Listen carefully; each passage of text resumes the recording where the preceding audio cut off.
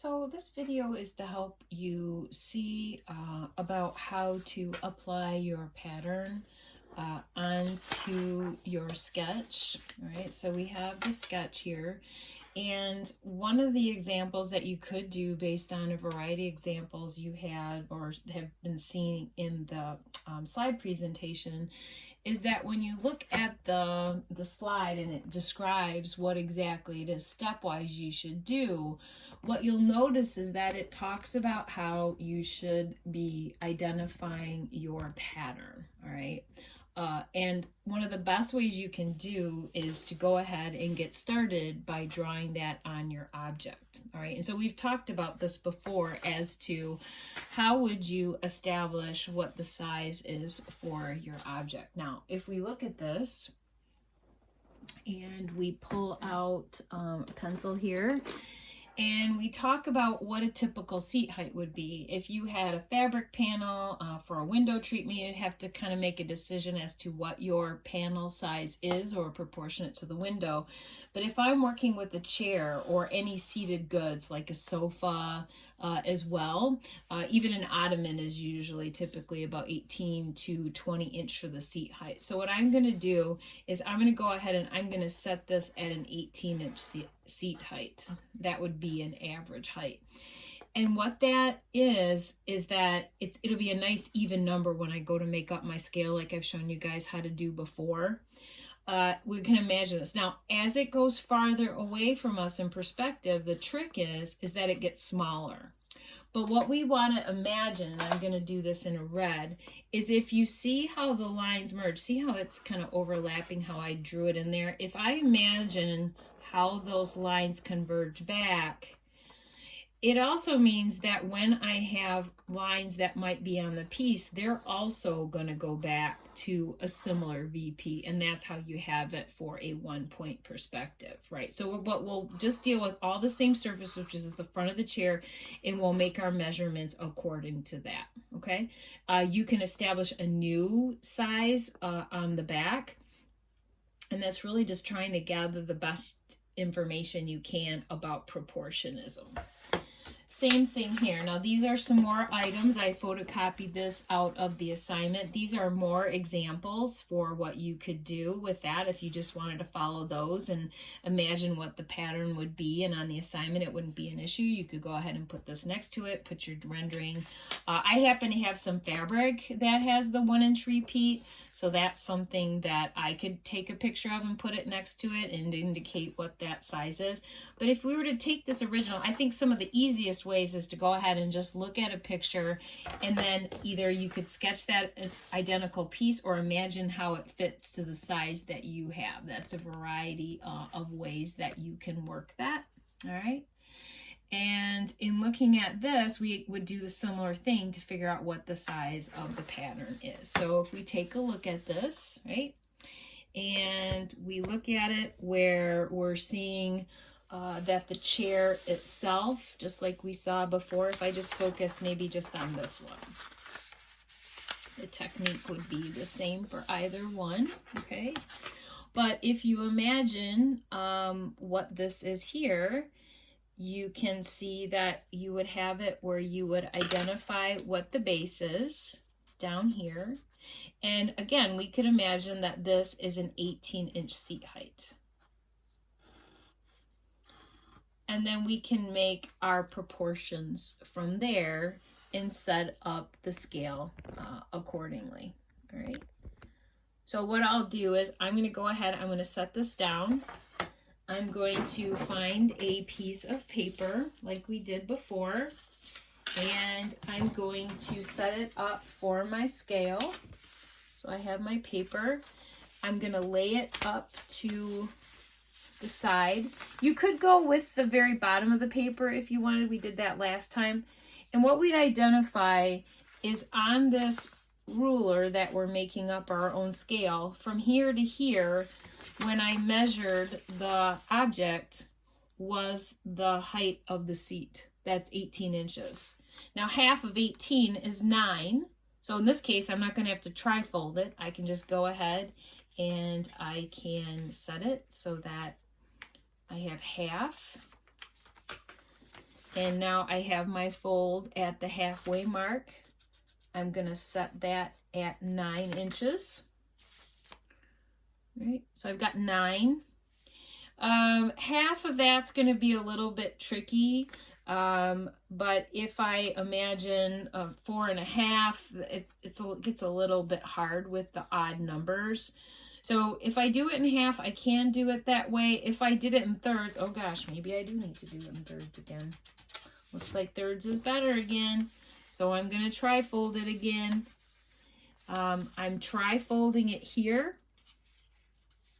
Okay, I'm tri-folding it, and now I have 3 and 6. Oh, that's still not gonna. Oh, it's got to be by 6. Whoops. So that's 6. So I've got 6. I've got. There we go. We got 12. We've got 6. We could have our 9 halfway in there, and now we have 3. So that mark on that 9 ended up going a little bit higher, so it makes it so it's a little bit more exact. But now I'm in 3-inch increments. And then when we have, so we have 3, 6, 9, 12, right?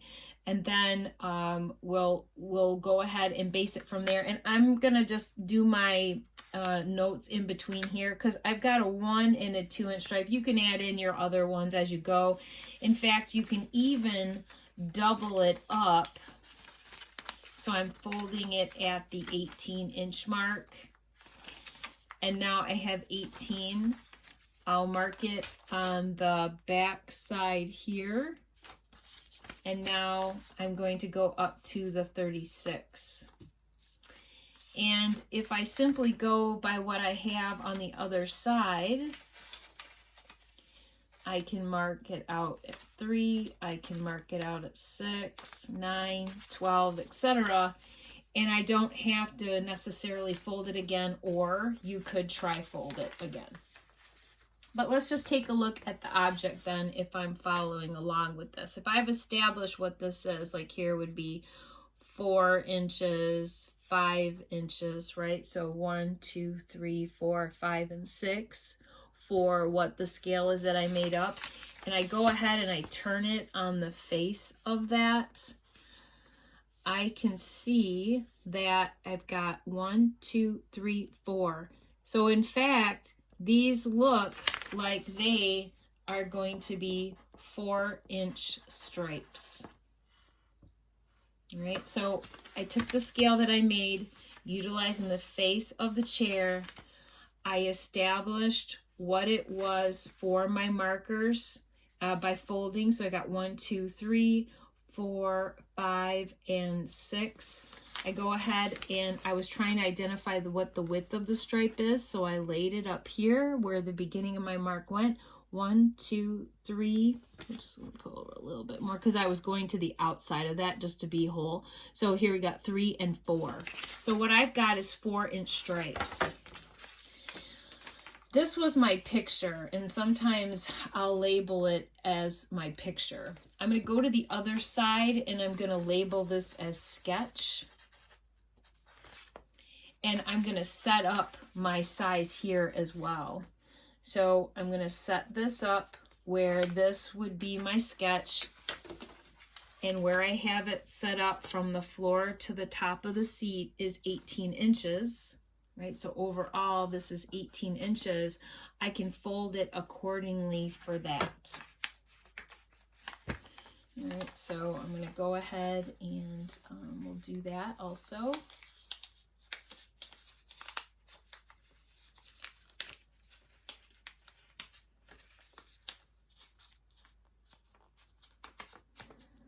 Okay, so I'm working my marks here.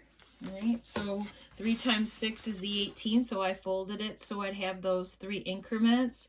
So here's your 6-inch, here's your 12-inch, and then you can fold it in half from there. I'm gonna go ahead and find my 3-inch mark, and I can't compare to what I did on the picture because my picture might be slightly different.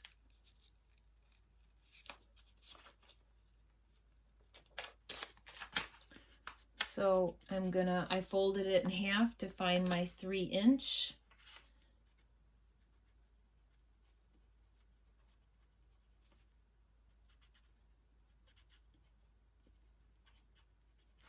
Okay, I'm going to try to make that a little bit more legible than I had before. So that we've got 1, 2, 3, 4, 5, and 6. That now means that when I go here and I'm on the front of my chair, I know I have 4-inch stripes. And they did start the stripes over to the side of the piece, so I'm going to go ahead and I'm going to do the same thing. And I'm going to set this up to 4 inches. So from here to here is 4. From here to here is 4 again. From here to here is 4 again. From here to here is 4. And from here to here, luckily, is 4. So it means that I can incrementally put it along the front. I have a little bit less space here than I did. So if an upholsterer actually did that, it's going to look a little bit tricky. So what I'd suggest you do is upholster it like you would want to have it upholstered. And I would find the middle and then go 4-inch increments this way, 4-inch this. But to split the difference and center that stripe, I'm going to go ahead and I'm going to put it at the 2-inch and the 2-inch to either side. So now I've just marked my first stripe at 4. I'll go ahead and mark my next stripe. It wasn't too far off, but there was a difference. And then I'm going to go ahead and put my next 4-inch stripe there. And now my pattern is centered. Now remember, the face of it, let's just imagine that you've got one section that is the blue and one is the white. In this example, remember it's going to go towards the back, so it's going to get smaller as it goes towards the back. So I'm going to go ahead and just shade that in. And I don't think that's necessarily a bad idea. If you just go ahead and do it in black and white to begin with, it's a great opportunity to see what you need to produce when you go ahead and you lay your sheet over top of it, so you can see the stripes in there for how that goes with the stripe underneath it when you start rendering it. I'll go ahead and I'm going to convey the rest of the detail on up the piece. So I would have it come on up this way, come on up this way, because we want it to conform to the piece and follow how it goes. So I'm going to go ahead and I'm going to do this. So you could do like a 1-inch stripe. You can follow the example like I had in here to put that in place if you want to imagine what a 4-inch stripe is on your chair. And I'm just drawing it in black and white. That's a good way to get started, and I would keep that safe. That's a good sketch to have. But now I can see what a 4-inch stripe looks like on my chair. I'll go ahead and erase out the number there because that wouldn't be something I would submit for my final rendering, but it was something that was present so I could work you through with the descriptions. And then that then gives you your basis for when you've got it underneath it, and then you can come on in with your rendering mediums, right? So if you do the way of having the blue with the other color, like that blue, you could come on in and then print out the blue in those stripes to coming in play and have your blue, and then go back in and do some of the other details like we were doing with the shade and shadow. All right, so I'm going to let you guys take it from there, and I'll be rendering this along with you like we did in the last segment. Okay.